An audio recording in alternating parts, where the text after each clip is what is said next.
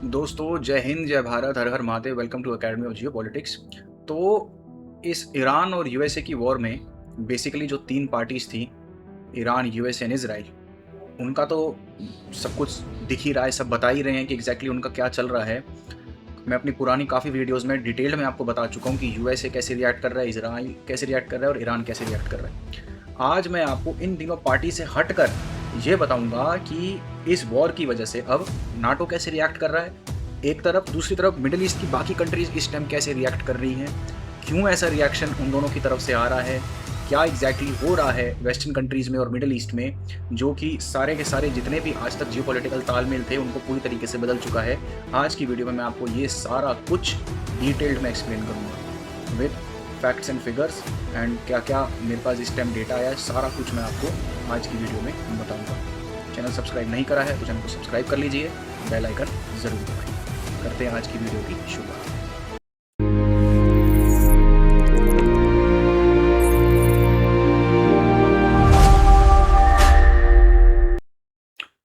तो आज की वीडियो की शुरुआत सबसे पहले तो हम करेंगे नाटो कंट्रीज से कि नाटो इस टाइम कैसे रिएक्ट कर रहा है और क्यों ऐसे रिएक्ट कर रहा है। अगर हम ये देखें तो ये न्यूज़ बताती है कि Iran accuses NATO of complicity in US war, what role did EU nations play. NATO boss tries to convince Trump that European allies were there for the US during war on Iran, revealing new details on the logistics behind the war.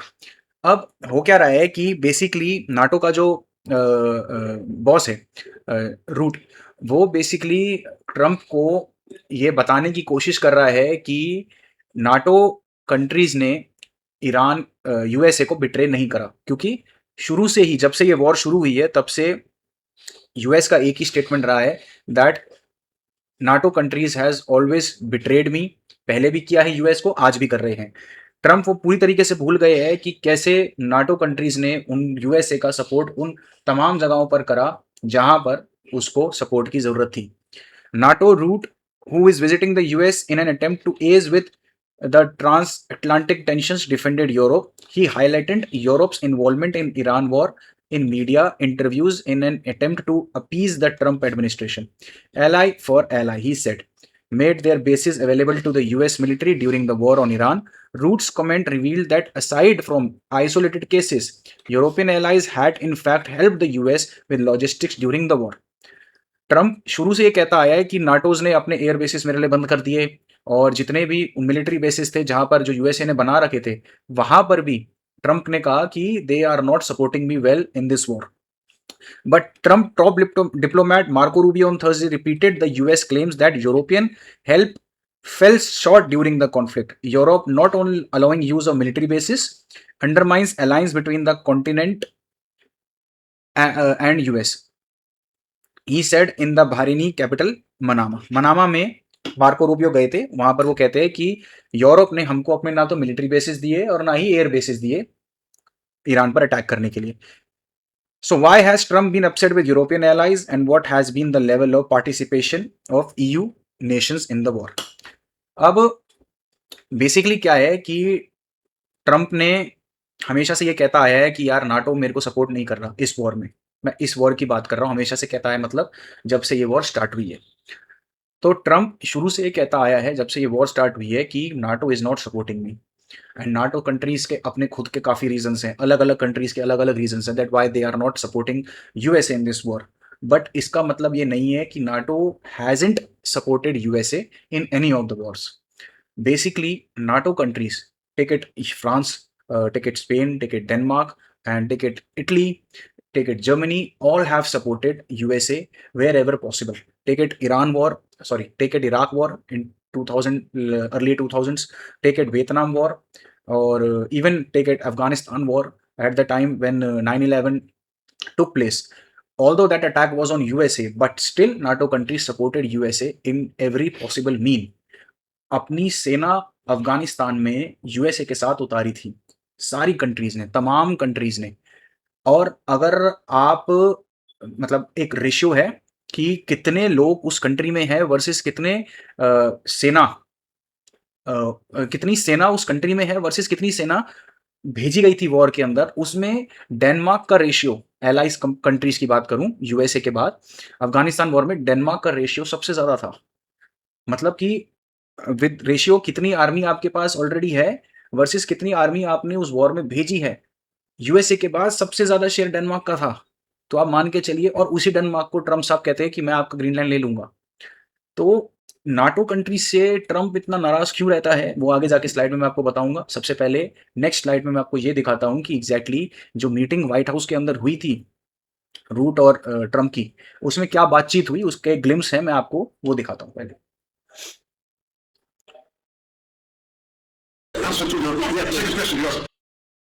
Just to take the temperature and see how they were doing. But I think if I would have called him, he probably would have found a way to help if we needed. I feel, we're a little bit different. But I was disappointed. I was disappointed with Italy. I was disappointed with the UK. He's now gone. And, he had a lot of problems. But we were disappointed with the UK. We were disappointed with Germany and France. We were disappointed with most of them. Spain is a horror show. Spain is terrible even from your standpoint. I mean, they don't want to pay anything. They think they're in for a free ride. Spain is not a good group. Not a good group at all. But I have great respect for this man. And so we're going to be discussing what took place. And we'll see what happens. Thank you. अब आपने इस video में देखा कि Trump बिल्कुल clearly बोल रहा है कि I am disappointed with Spain, I am disappointed with France, I am disappointed with UK, I am disappointed with Germany. He has taken almost all the name of the country that are in EU कि मैं इन सबसे disappointed हूँ कि इन्होंने मेरी help नहीं करी। अब मैं आपको रूट का रिप्लाई दिखाता हूँ। अच्छा, इसने रूट की तारीफ भी करी, जो कहता है कि I have great respect for this guy. तो क्यों ग्रेट रिस्पेक्ट है वो आगे की स्लाइड्स में आपको बताऊंगा, बट आप पहले रूट का रिप्लाई सुन लीजिए कि क्या रूट ने किया। Thank you. Good question. Absolutely. Yeah, the second question, because I don't have many disagreements with the President of the United States. Here I have to slightly, because I do agree there's reasons for disappointment, absolutely. But my argument is this. These are isolated cases. When you look at take for example Germany, from day one, they delivered on their bilateral, these are bilateral commitments, a bit of the techniques of this, but the technology, but these are bilateral commitments these countries are having with the United States, so this is not strictly speaking NATO. The bilateral commitments, they all did what they promised to do. And this led to between 4,000 and 5,000 US planes taking off from Europe. I would argue it would be very difficult to do Iran without having Europe as a power protection platform for the United States. Delivered again, he's right. There is also reason for disappointment. It is a mixed bag. अब आपने ये देखा कि root ने क्या कहा। Root ने कहा कि मैंने मार्क करके स्पेशल एक चीज लिख कर दी है that this guy agrees.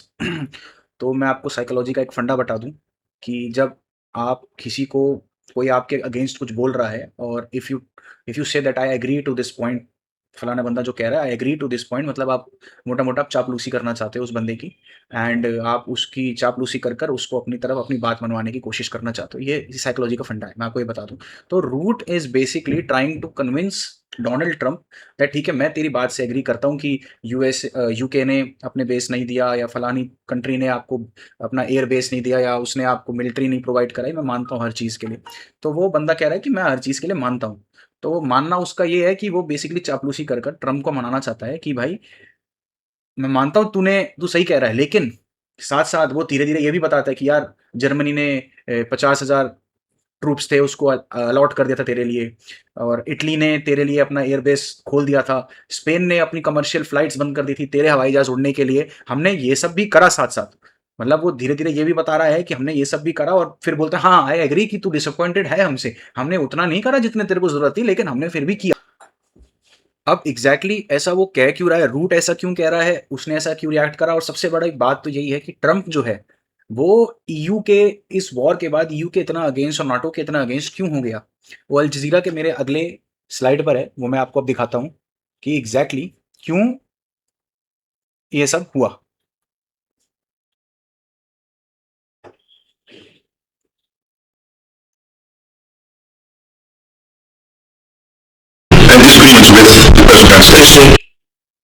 Why did EU nations avoid active participations in the war?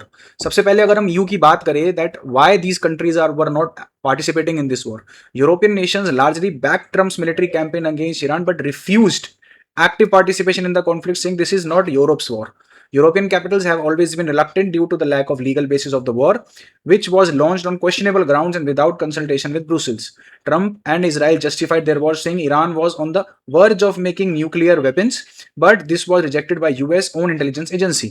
अब ये कह रहा है कि सबसे बड़ी दिक्कत EU को ये थी कि बार बार इसराइल और US की तरफ से यही स्टेटमेंट आ रही थी कि Iran is on the verge of making a nuclear weapon. मतलब कि मैंने आपको पहले भी बताया कि इसराइल कैसे कहता रहा है कि just weeks before nuclear weapon will be ready in Iran, और कैसे उसका जो 450 किलो उसने एनरिच यूरेनियम कर रखा है, कैसे वो कभी भी हमारे अगेंस्ट यूज हो सकता है। तो ये सारी चीजें उन्होंने बार बार ये सब कहते रहे। लेकिन बाद में लास्ट में पता लगा कि यूएस की जो खुद की इंटेलिजेंस एजेंसी थी CIA, उसने कहा कि अभी तक हमारे पास कोई पुख्ता सबूत नहीं है जिससे हम ये कह सके that Iran is really on the verge of making a nuclear weapon. इस वजह से EU और NATO countries were not ready to get involve in this war with US and Israel. लेकिन अब आपको पता ही है ट्रम्प का क्या हिसाब है, ट्रम्प को तो जो मांगू उसको वो चाहिए ही चाहिए। European nation were also very of violations of the laws governing war as civilians and institutions such as schools and hospital were repeatedly attacked। अब आपको पता ही होगा कि मीनाब 167 जो आपने देख ही रहे हैं, जो ईरान के अंदर फर्स्ट डे में जब अटैक किया गया, उसमें 167 बच्चियों को मार दिया गया था, क्योंकि एक स्कूल के अंदर इसराइल ने या US ने किसने मारा इसका तो अभी तक पुख्ता जानकारी हमारे पास नहीं है कि एग्जैक्टली किसके रॉकेट से, किसके बॉम्ब से वो स्कूल को अटैक किया गया था, बट हम मान के चलेंगे कि दोनों का क्यूमुलेटिव काम था। तो दोनों के क्यूमुलेटिव काम की वजह से आज हमने 167 बच्चियों को खो दिया, जिसकी वजह से यूरोपियन नेशंस जो हैं वो अभी इस बात को समझ नहीं पा रहे थे कि हम कैसे अपने लोगों को जस्टिफाई करेंगे कि that why we are fighting against Iran, क्योंकि अभी तक कोई पुख्ता चीज नहीं है जिसकी वजह से हमको ईरान के साथ लड़ना पड़े। Western European backed dialogue to end the war and condemned Tehran for its lacks of in attacks on Gulf nations. Only a few countries such as Spain condemned Trump's war and called for an immediate ceasefire and the upholding of international law by all parties. Madrid has also opposed Israel war on Gaza, called it genocide. अब शुरू से ही EU को Israel के साथ तो हमेशा से problem रही है।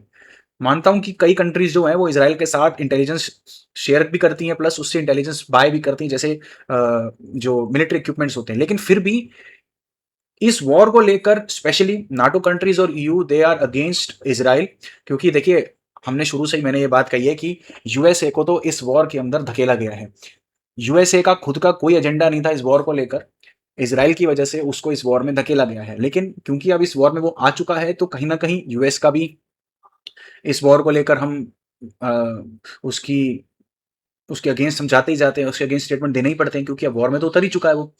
लेकिन बेसिक ये वॉर इसराइल और ईरान के बीच की है, तो US को तो बस कुदा दिया गया था। तो जहां आपने देखा कि EU कंट्रीज, अगर हम कंट्री स्पेसिफिकली बात करें, तो वो ट्रम्प के नीतियों के अगेंस्ट रही, इसराइल की नीतियों के अगेंस्ट रही इस वॉर को लेकर। लेकिन रूट दूसरी तरफ पर जाकर ट्रम्प की चापलूसी कर रहा है और वहां जाकर ये सब बोल रहा है कि यार मैं मानता हूं कि आप डिसअपॉइंटेड हो, लेकिन ये फलानी चीजें इन कंट्रीज ने करी आपके लिए। मुद्दे की बात ये है, देखो रूट का क्या है कि वो नाटो का चीफ है, चीफ नहीं है सॉरी, बॉस है एक तरीके का। तो अगर USA, क्योंकि वो बार बार बोल ही रहा है ट्रम्प कि मैं तो नाटो के अपनी सदस्यता हटाने के लिए पूरी तरीके से तत्पर हूं, मैं कभी भी अभी सदस्यता हटा सकता हूं। अगर USA अपनी सदस्यता नाटो से हटा देता है, तो आपको पता है नाटो का कोई वर्चस्व नहीं रहेगा। नाटो का वर्चस्व खत्म हो जाएगा तो ऑब्वियसली उनके बॉसेस जितने भी हैं उनका कोई मतलब ही नहीं रहेगा। तो रूट तो अपनी नौकरी बचाने के लिए ये सब कर रहे हैं। लेकिन दूसरी तरफ अगर हम नाटो की कंट्रीज की बात करें इस वॉर को लेकर, तो वो पूरी तरीके से ट्रम्प के अगेंस्ट जाती है। अब मैंने आपको ये बताया कि नाटो कंट्रीज क्योंकि वॉर होते हुए भी, USA का एलाइज होते हुए भी USA के अगेंस्ट है। दूसरी तरफ अगर हम गल्फ कंट्रीज की तरफ जाएं, गल्फ कंट्रीज में क्या क्या चल रहा है मैं आपको वो बताता हूं आज। यहां पर कह रहा है कि गल्फ कंट्रीज का मेन टॉपिक शुरू करने से पहले, जो मेन मुद्दा है वो बताने से पहले, मैं आपको पुरानी एक खबर पे लेकर जाना चाहता हूं। पुरानी खबर आप ये देखिए, यहां पर ये कह रहा है कि Saudi prince lobbied Trump to strike to Iran, called him multiple times privately.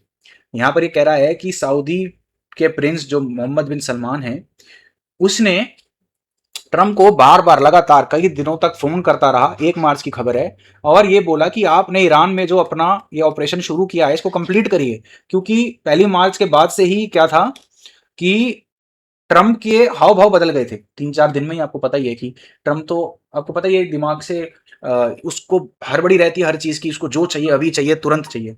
तो ट्रम्प तो उस चीज को लेकर बिल्कुल वो था कि यार मैं तो बोर हो गया इस वॉर से, 3-4 दिन में ही वो बोर हो गया था। तो मिडल ईस्ट की कंट्रीज को, क्योंकि उन पर तो अटैक हो ही रहा था, सबसे ज्यादा अगर मैं सऊदी की बात करूं तो उनको ये चीज तो नजर आ रही थी कि ट्रम्प कहीं ना कहीं उसका मन डामाडोल हो रहा है। इसराइल को तो बहुत पहले से ही क्लियर था कि ये दिन आएगा आएगा जिस दिन ट्रम्प मेरा साथ छोड़ देगा और कहीं ना कहीं अपने दाव के लिए वो मुझे छोड़ के चला जाएगा इस वॉर को लेकर।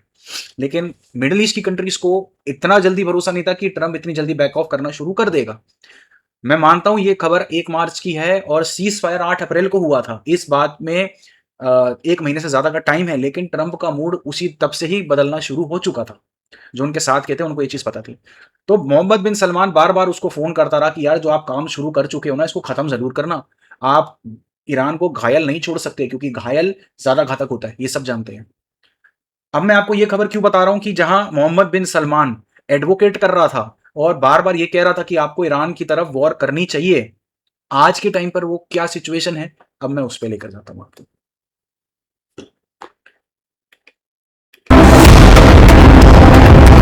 A dramatic financial twist is emerging at the heart of the fragile Iran-US agreement, and Saudi Arabia may be playing the role of kingmaker. According to geopolitical analyst Pepe Escobar, Riyadh has privately assured Iran that it will receive every dollar owed under the deal, even if political obstacles emerge in Washington. Escobar, citing two separate sources in an interview, claimed Saudi Arabia has effectively guaranteed an initial $12 billion payout to Iran, with the total package potentially reaching $24 billion in 2 phases. The alleged Saudi guarantee comes as the Trump administration insists it will tightly control any release of Iranian funds. Treasury Secretary Bessent says the money will be overseen by U.S. Treasury officials in the Middle East and directed primarily toward food, medicine, and other humanitarian purchases. अब ये खबर आपने देखा, ये कह रहा है कि सऊदी प्रिंस इस बात को बोल चुका है आज की डेट में कि मैं ईरान को $24 बिलियन की मदद करने को तैयार हूं। $24 बिलियन मतलब उसके जो फ्रोजन फंड हैं ऑलरेडी सऊदी में पड़े हैं, उसको मैं 2 हिस्से में 12-12 बिलियन करके छोड़ूंगा। अब इस बात को यूएसए कैसे घुमा रहा है, वो ये कह रहा है कि भाई आप टेंशन मत लीजिए, ये $24 बिलियन जो है ये मेरे कहने पर छोड़े जा रहे हैं, और ये $24 बिलियन बेसिकली ईरान उससे खाना वाना खरीदेगा, मेडिकल एड्स खरीदेगा अपने लोगों के लिए, और ये सब कुछ जो भी खरीदेगा ना, एग्रीकल्चर गुड्स हो चाहे मेडिसिन हो, वो यूएसए से ही खरीदेगा, ऐसा बेसेंट कह रहा है, जो ट्रेजरी मिनिस्टर है वहां का, यूएसए का। ईरान ने इस बात पर साफ कह दिया है कि भाई जितना भी इस पैसे का इस्तेमाल किया जाएगा वो ईरान खुद तय करेगा। ईरान किसी के कहने पर यह पैसा खर्च नहीं करेगा, वो वहीं खर्च करेगा जहां पर उसको लगता है कि ठीक है। तो ईरान ने तो इस बात पर यूएसए को दिखा दिया ठेंगा। मुद्दे की बात यह है कि आज सऊदी ईरान के साथ अपने रिश्ते बेहतर करने पर लगा हुआ है, जो वही सऊदी जो इस युद्ध को शुरू करने के लिए और लड़ने के लिए ट्रंप को उत्साहित कर रहा था कि भाई आप इस जंग को लड़िए, ईरान को कमजोर करिए, और जब ये इस जंग शुरू हो गई तब सऊदी यही कहने लगा कि भाई आप इसको घायल मत छोड़ना, आप इस काम को पूरा खत्म करके जाना। आज के टाइम पर वो ईरान के साथ अपने रिश्ते बेहतर कर रहे हैं। अगर मैं मिडिल ईस्ट की और कंट्रीज की बात करूं, जैसे कि इराक तो ऑब्वियसली ईरान का साथ देता ही देता है, क्योंकि वहां के शिया लोग हैं वो ईरान के साथ रहते हैं। दूसरी बात करूं ओमान की, तो ओमान के साथ तो आपको पता ही है, ईरान और ओमान की तो बातचीत ही चल रही है कि स्ट्रेट ऑफ हॉर्मूज को कैसे कंट्रोल करना है और कैसे दोनों भाई मिलकर आधा आधा पैसा वैसा बांटेंगे। तो आपको पता ही, इसका मतलब ओमान भी कहीं ना कहीं ईरान के साथ अपने टर्म्स अच्छे कर रहा है। अगर मैं कतर की बात करूं तो कतर ने भी ये बोल दिया था कि $6 बिलियन जो आपके फ्रोजन फंड है मैं वो भी खोलने को तैयार हूं, और कतर के फॉरेन मिनिस्टर प्लस ईरान के फॉरेन मिनिस्टर दोनों मिलकर मीटिंग्स कर रहे हैं कि आगे जाकर हमने कैसे काम करना है। यही मैं बात करूं बहरीन की, तो बहरीन तो आपको पता ही है वो रियाद का एक तरीके से बिल्कुल प्रॉक्सी है, सऊदी की प्रॉक्सी है, जो सऊदी करेगा वही बहरीन करेगा। सिर्फ एक यूएई है जो कि यूएसए के साथ उसके टर्म्स थोड़े ठीक ठाक है, अच्छे हैं, तो वो ईरान से थोड़ी दूरी बना के रखा हुआ है। नहीं तो बाकी जितनी भी मिडिल ईस्ट की कंट्रीज हैं, सारे के सारे आज अपने रिश्ते ईरान के साथ बेहतर करने पे लग गए हैं। चाहे ईरान ने उन सारी कंट्रीज पर खूब बम बरसाए हो, खूब नुकसान किया हो, फिर भी आज वो ईरान के साथ अपने रिश्ते सुधार रहे हैं। क्यों? क्योंकि उनको एक बात अच्छे से समझ आ गई इस युद्ध को देखकर। सबसे पहले क्या होता था कि मिडिल ईस्ट की कंट्री जितनी भी थी, वो अपने यहां पर क्या करती थी, अपने यहां पर यूएसए का एक बेस बना लेती थी। उसको लगता था कि यूएसए का बेस मतलब सिक्योरिटी की गारंटी। जहां मतलब उनको लगता था यूएसए का बेस है तो कोई अटैक करने का सवाल ही नहीं। लेकिन हुआ क्या? 28 फरवरी के बाद जब यूएसए और इसराइल ने ईरान पर अटैक करा, ईरान ने डायरेक्टली इसराइल और यूएसए पर अटैक करने के बजाय कहां पर अटैक करना शुरू करा? मिडिल ईस्ट के बेसिस पर और मिडिल ईस्ट की कंट्रीज पर। जब ये अटैक हुआ, तब मिडिल ईस्ट की कंट्रीज को यह पता लगा कि भाई यूएसए के बस की तो कुछ है ही नहीं। वो अपने बेसिस नहीं बचा पा रहे, तो मेरी कंट्री तो क्या ही बचाएंगे। अब ये बात उनके जहन के अंदर घुस गई है, और धीरे धीरे ये सारी एक्टिविटीज देखकर हमको ये पता लग गया है कि अब मिडिल ईस्ट की कंट्रीज कहीं ना कहीं यूएसए से दूरी बनाना शुरू कर चुकी है। तो मैंने आज आपके साथ नाटो की कंट्रीज के बारे में डिस्कस करा कि एग्जैक्टली नाटो की कंट्रीज कैसे रिएक्ट कर रही हैं। वो ऑलरेडी ही ट्रम्प के अगेंस्ट थी, उसकी नीतियों के अगेंस्ट थी, जिसकी वजह से वो यूएसए से भी दूरी बनाने लग गई। दूसरी तरफ मैंने आपको ये बताया कि मिडिल ईस्ट की कंट्रीज कैसे अब ये जान गई हैं कि केवल यूएसए का बेस होना ही उनकी कंट्री की सिक्योरिटी गारंटी नहीं है।